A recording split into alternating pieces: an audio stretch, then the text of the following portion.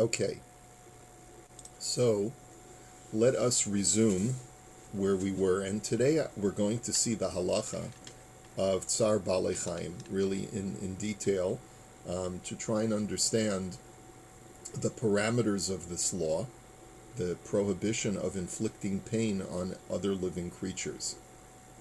Now, it can't be an absolute law, because, even based on what we just learned yesterday, that it's proper to resemble God in the sense that you should, if you see a stray dog, we learned yesterday, throw it a little piece of something because, you're supposed to be merciful to all of God's creatures, right? But then he said at the end of the discussion, to have compassion on animals, that, give it a little whack with a stick so that it won't get in the habit of coming back to you. So it's okay to give it a little whack with a stick, even though it may feel some pain, right? So, a Buddhist will tell you that all creatures are have the soul, and you have to be careful not even to kill a flea. And so, what are the parameters of Tsar Balei Chaim? That's really the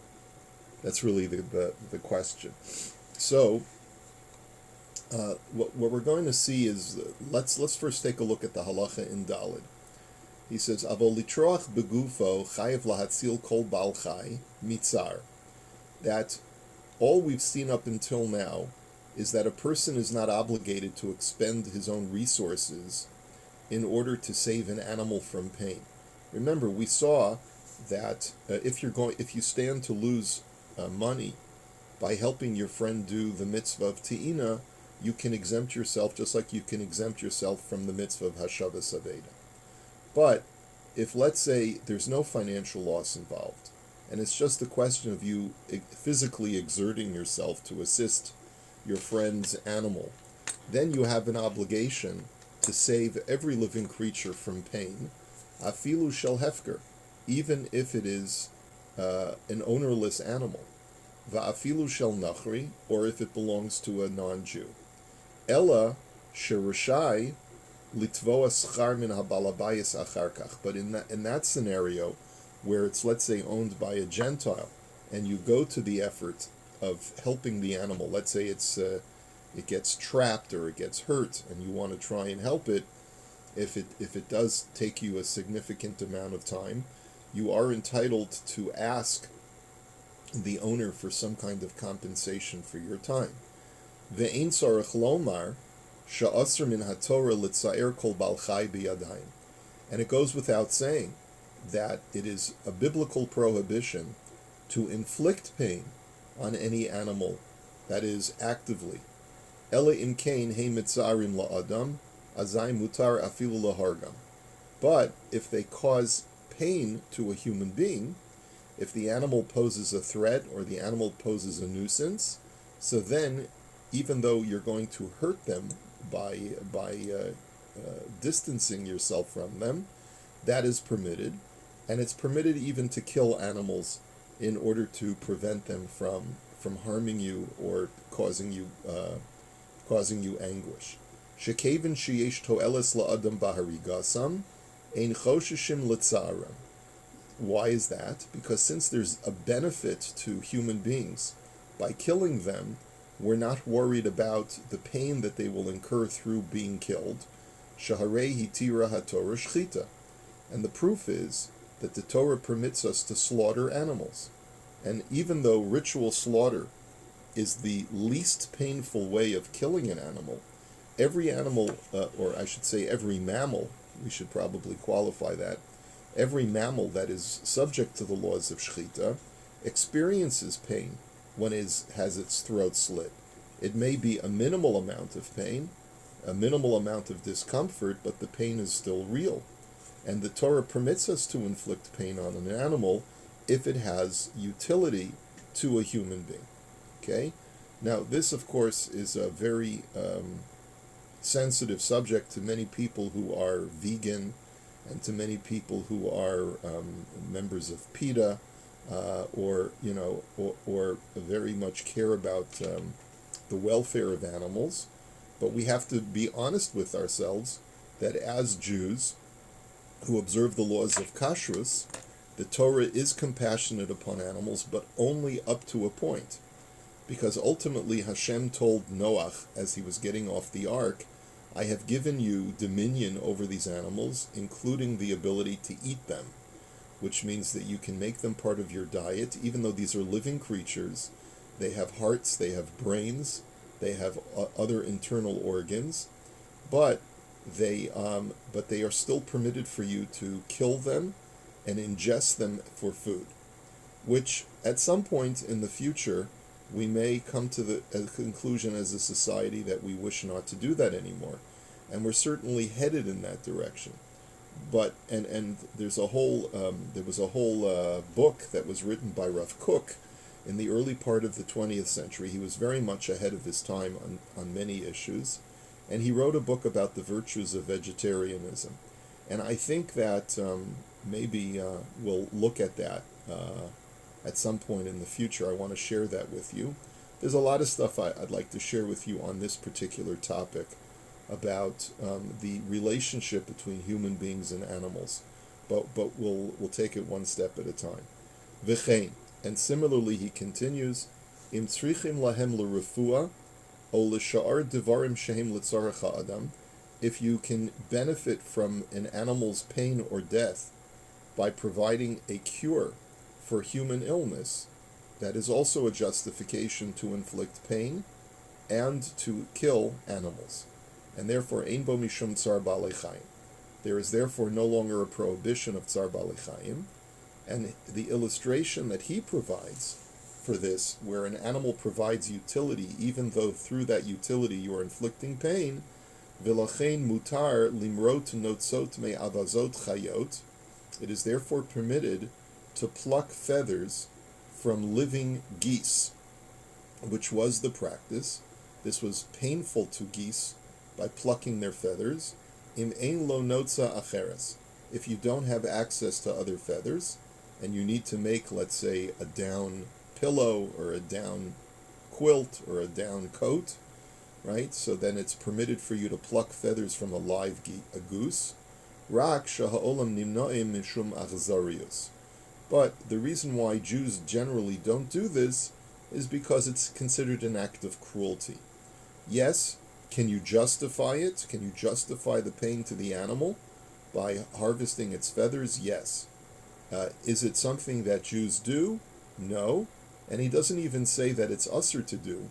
He just says that Jews don't do it because it's the source of pain, and when you see an animal in pain like that, it engenders cruelty to engage in that kind of activity. We're going to get back to that, and we're going to have to also discuss what the parameters of utility are. Is there a point where we say that the utility is so trivial? That's the word I was looking for. Is the utility so trivial that you can no longer say that it's a legitimate justification for inflicting pain upon an animal? There's a tshuva that we're going to see from Rav Moshe Feinstein having to do with this subject. And I happened to bring it up this morning, so maybe we'll take a look at that for just a moment. And it'll help us define further the parameters of Tsar Ba'alei Chaim. And then we'll get back into the Imrei Yaakov. But let's take a look at this tshuva from Rav Moshe Feinstein. It's in Igros Moshe Even HaEzer Chelek Daled Siman Sadi Beis. That's where you would find it. I hope you can see it on your screen. B'inyan agalim shemefatmim otam ba'ofen shebisaram yikabel mar'ei lavan. Regarding fattening calves in such a way that the meat of the calf will get a whiter color. And this is of course a practice that I think is still done in certain places, where they fatten the calves so that the quality of the meat for veal will improve. So, uvidvar ha'agalim shenitchadesh zeh lo kevar. He says, when it comes to dealing with calves. Shemefatmin otan kol egel b'makom miyuchad levad tsar ma'od. He says the natural habitat of a baby cow, of a calf, is to roam out in the field. But that's not how they raise these calves, but instead they raise them in small crates, each calf in its own private. She'ein lahem makom af lelech eze pisios. The calf has no ability to walk more than a couple of steps in any direction. Ve'ein ma'achilam otam klumi ma'achole behemos ha'ru'uyim la'agalim v'lo tamu chalav imam klal. That they don't feed the calf normal feed that would be appropriate for a calf, nor do they allow the calf to have its mother's milk. Ella, excuse me, mifatminotan b'mashkim shmedim naod, but rather they fatten the calf with very fatty fats, basically liquid fats, maybe oils or vegetable oil. She'ein habehemot neheni mizeh, that the animals really don't get any benefit. They don't enjoy this. It's not their natural nutrition, but it does it. This is fed to them so that their meat will get more fatty. And lahefech mehamavur bebechoros reish daf lametes mosar vadei mali levechule. Just the opposite of the kind of thing that the Gemara in Bechoros discusses as far as giving certain foods to an animal to make sure that it recovers from its illness. V'gam na'asim cholam mizeh utzrichem lemine refuos, and the animals typically become ill from this, so that they require medicines and especially antibiotics to help alleviate their illness. Now, this is written decades ago, right? So it could be that some of these laws have been remediated since then. But in any event,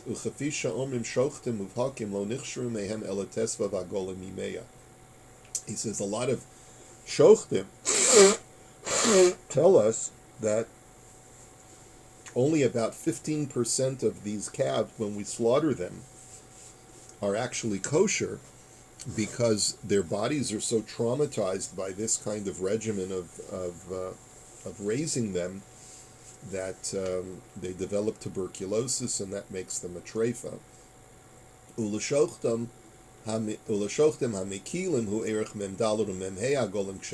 And for the more lenient shochtim, who rely on certain heterim, then maybe 44 or 45% of the animals are kosher. But everyone agrees that the majority of calves that are raised this way are going to be treif, which is the opposite of the standard that the Gemara talks about, where you can assume that the majority of animals that you slaughter are kosher. He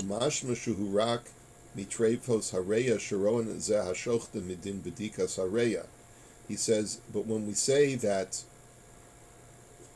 this percentage of animals are treif, what we mean is that when they inspect the lung, they discover holes in the lung, tuberculosis.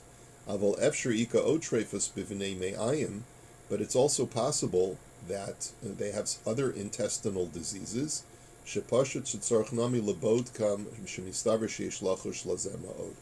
And therefore, if you find such a high percentage of animals like this which are treif as a result of how they've been raised, you would have to check their other internal organs. Because as you probably might know, when it comes to slaughtering cows, the main inspection that is done after the shechita is to check its lungs. And as long as the lungs are intact and there are no holes in the lungs, they don't require you to check the other major organs, because you're allowed to rely on the assumption that the animal is a healthy animal once the lungs check out. But in this kind of scenario, Rav Moshe says that it would be necessary for the shochtim, after they slaughter these calves, to check the other internal organs, because such a high percentage of them are diseased. He says, and that alone is enough of a reason to tell us not to raise calves like this for shechita, because ubali nefesh ein lahu lechol klal me'agolin ka'elu, And a person who is God-fearing, even if he finds the big stamp that says kosher with a lot of Hebrew letters on it, should still not eat this kind of veal that is particularly white. He says, Afim yivdeku gam habnei me'ayim, even if they know that the other internal organs have been examined. And the reason is because it's like Russian roulette, essentially, is what he's saying as far as the kashrus of these animals. V'habedika bivnei me'ayim eino minakvim ubaos shenasim minikavim elu mishinui myra de habnei me'ayim umavuos shenasim laydei chalishasan uvelo bedikas habnei me'ayim ein lahachshira. He says the when we examine the intestines, essentially he's basically saying you have to make sure that you check it thoroughly, not even just for puncture holes, but for other kinds of injuries as well. And so basically he says, but then he goes into the next paragraph and he states as follows. He says, V'hinei le'elu she'osim zeh, ika vadai iser d'tzar ba'alei chayim. He says, there's no question that there's also an additional problem, and that is tsar ba'alei chayim. You're inflicting gratuitous pain on animals, da'af shehuter l'tzarech ha'adam k'she'ika tzorech, because even though the prohibition of tsar ba'alei chayim is alleviated when there's human utility, kehad l'shochtam la'achila v'la'avod bahem la'charisha u'lahovalat masot u'chedome. He says the reason why we can justify tsar ba'alei chayim is that the animals provide utility for food, for work. You can force an animal to pull a plow for you, which unquestionably probably causes the animal great discomfort. To schlep, right? I can use my donkey as a beast of burden. I can ride a horse, and I can jab the horse in order to get it to go where I want it to go. All of these are justifiable reasons to inflict pain upon an animal. Avolol tzaram ba'alma shezeh aser afim yeh le'echad harevacha bazeh. He says, but to inflict gratuitous pain is not permitted, even if one person may say, I benefit from it. In other words, there has to be significant benefit that is clearly recognized by societal standards, that this is considered to be human benefit. Kegon, shenachri echad rotze laharog o lachbol be'eze behema sheka'as aleha. I'll give you an example, says Rav Moshe. He says, let's say you have a Gentile who gets upset at an animal, and he wants to inflict pain on the animal. He says, but that will help alleviate the person's upset. Like if I can just kick my cat, I'll be able to alleviate my emotional turmoil. Shavadai aser, af shemeshalim lo sachar ba'ad ma'isa hara hazeh. He says, even if he's willing to pay for it, right? I'm sure they're like, cockfights, right? You know what I'm talking about when I talk about cockfights? In other words, people use animals as sources of entertainment. He says that is usher, even though there's human benefit, right? People are getting enjoyment, people are getting some kind of pleasure from it. De la harvacha shemuter hu, he says, ba'ad ma'isa hara hazeh, de la harvacha shemuter hu la'achila af shel acherim va'af shel nochrim. He says the only thing that the rabbis permitted is something that is recognized as a standard utility, such as for food. Aval laharog v'lachbol b'shvil haratzon de'ezer rasha echad asur af shehu osa laharvacha delay. But to allow one person to get his jollies off of the gratuitous pain of an animal, he says first of all, it's a sign of wicked character, of evil character in the individual.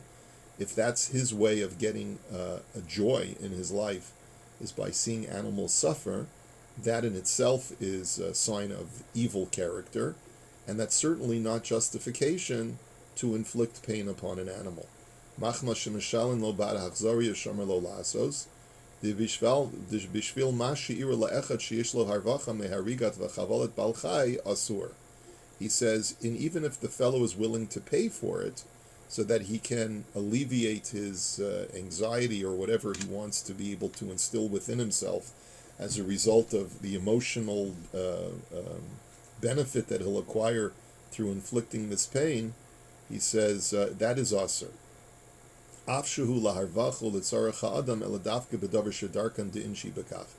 And he therefore says it has to be considered to be a standard benefit that is recognized as significant by society in order to justify tsar balei chayim.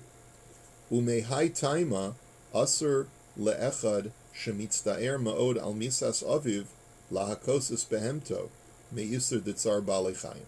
He says, and therefore, let's say a person is given to depression, right? Or he's upset because he's just lost a parent, right? And so what some people would do is that they would kick their animal, or they would inflict pain upon their animal. He says that's not permitted. You want to take out your aggressions on an animal because you're upset. Well, we understand you're upset. Get a pillow, hit the pillow. Don't hit a living creature. Va'aflo lisrof la'abed lechavod aviv shum davar.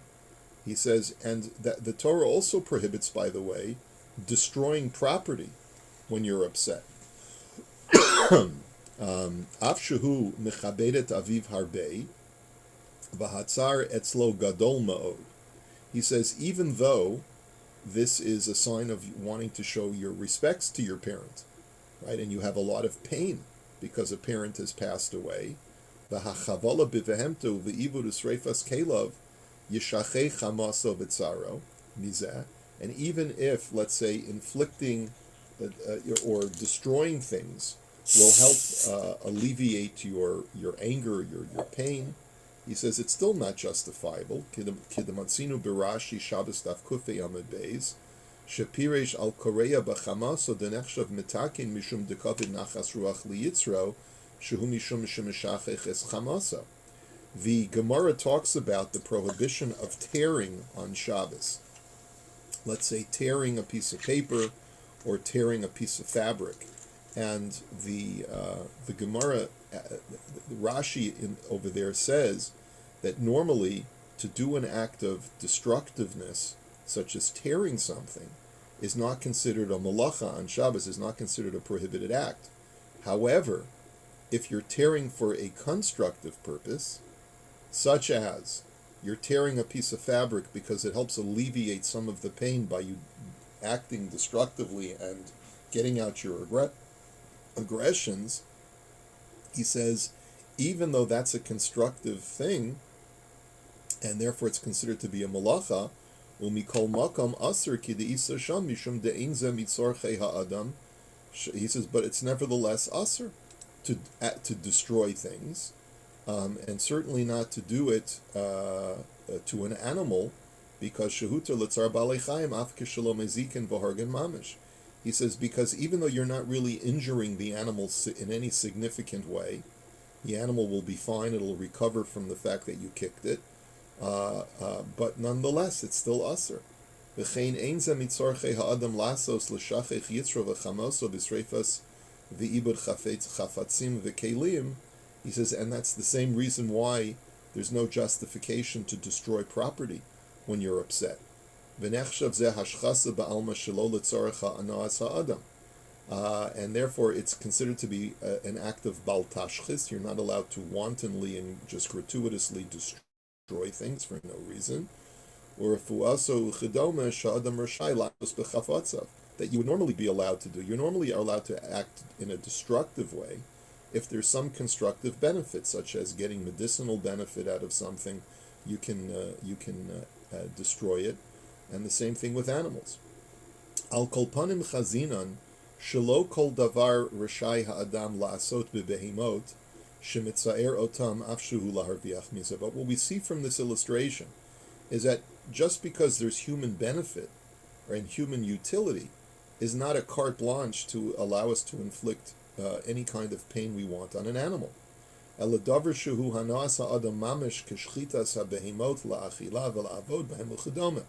unless it's something that's clearly recognized by society as having true utility, such as food, right? Shchita, he says. Shchita is infliction of pain, but it's justifiable. Working an animal so that it schleps and so forth, those are justifiable inflictions of pain. V'chein hu muter lazunam b'dvarim sheyoter tov lahamtik et bisaro ulahashmin et bisaro b'ha'ofen sha'inshi sheyochlu et bisaro yehnu yoter mikefi shahita ochelet shachat. He says, and let me talk about the animal feed. It is justifiable to give an animal a certain kind of feed that will enhance the fat content of its flesh. That you are allowed to do, so because you're giving clear benefits to human beings by consuming its flesh. Avolo b'davar sherhu rak l'ramot u'lahatot et ha'inshi sheyachilum b'davar shegam le'inshi eino klum v'rak l'ramotam le'ha'inshi. He says, but if the whole benefit is to just whiten the flesh of the animal, and it's not really to change the animal's fat content as much as it is to change its color, shemizeh sheyiru mara habasar shehu lavan velo b'mara odem tzat sheyitu mizeh shehu basar tov v'yoter labriut ulahanaa v'yishalmu b'shvil zeh yoter. Just that when people see the white color, they'll think it's of a superior quality, they think it'll be healthier, and therefore they'll pay more money for it. He says that's not of enough of a justification. Af sheliyafot ha'ochlim, af she'en shum to'elet mizeh be'etzem haya mutar midin onah, keshiyakiru ha'emet she'enu ele yifoy ba'alma. He says, I'm not talking about, there's no prohibition of deception if you do enhance the color of food, as long as you reveal it to your customers and people realize that this is the reason why its color is changed. However, ucheshiyitu mizeh lomar shehu basar meshubach v'tov yoter lahana v'labriyut uchedome yi'asar midin ona kimefurish b'sof perak hazav b'v'metzia daf samach amid beis af keshelo yalu yoter. He says, but you have to make sure that you're not guilty of ona'ah. Remember, we learned the laws of ona'ah, which is misrepresenting a product's value by changing its color or painting over merchandise to cover the rust and so forth and so on. We learned about that all the way back at the beginning when we started this study of Choshen Mishpat. He says you have to make sure there's no deception, but you can alleviate that by making sure that people understand that this is a regular veal animal. Avol asu zeh kedei limshoch et hakonim lachanuto shimkein haya shayach lahatir bi'im yodiu she'en basar lavan zeh yoter tov u'meshubach ela shehu yafeh yoter. He says, but you can alleviate that by explaining what was done to the animal, that it's not necessarily a better quality meat, but that it is a prettier kind of aesthetically pleasing. Shegam ken hayurotzim bebasar zeh shehu yafeh yoter liknot. So he says, so I'm not talking about, you can alleviate the prohibition of ona'ah if that's your objective. But when it comes to the infliction of pain upon an animal, by giving it food that it's not its regular food, mikol malkom asur l'tzaeret habehema lahachila dvarim she'in lahana mehen shehi mitztaeret ba'achila. But to give an animal nutrition that it doesn't get any benefit from, that it doesn't normally enjoy, that's almost like force feeding it, v'gam heim nachalot mizeh v'sovlin yisurin mehacholi, and also the animals become ill, and they suffer from illness as a result. Shebishvil hana zeh diyochel haramot ha'inshi asur lasot kein mi'isur tzar b'alei mi'doraita shelahuter zeh leha'inshi l'tzar b'alei. And for that reason, it's not justification to raise the veal this way. And like he said before, you're confining them as well. All of this, he says, is tsar b'alei chayim, and therefore it's not permitted. So we have to. This is part of our education in getting the parameters of tsar b'alei chayim straight. We're going to go back to the Rav Shulchan Aruch and Imrei Yaakov tomorrow. We'll look at the commentary, but at least we realize that there are certain limits to this heter of human utility, that sometimes the human utility is gratuitous or trivial, and it is not societally recognized, and that also is not justification for tsar b'alei chayim. So we're going to go back and forth on this for a couple of days until we get a greater level of clarity, okay? And this is where we'll hold it for today. Questions, comments? Yeah, Rabbi, quick. Good question. As far as is it considered sar balchaim if you take the animal out of its habitats? For example, we have zoos. People have exotic pets, but they're putting them in cages. Or the zoo sometimes is really confining a tiger, which is not its natural habitat. I think you've been watching some Netflix lately, huh? Wasn't there a show on Netflix about Tiger? Was it Tiger King. Tiger King? Right. Well, there may be this issue of gratuitous pain there also. We'll have to see. I mean, a lot of it will depend upon how the tigers are raised. That's a good point. Let's continue on this discussion and we'll see how everything goes. Okay? All right, have a great day everybody.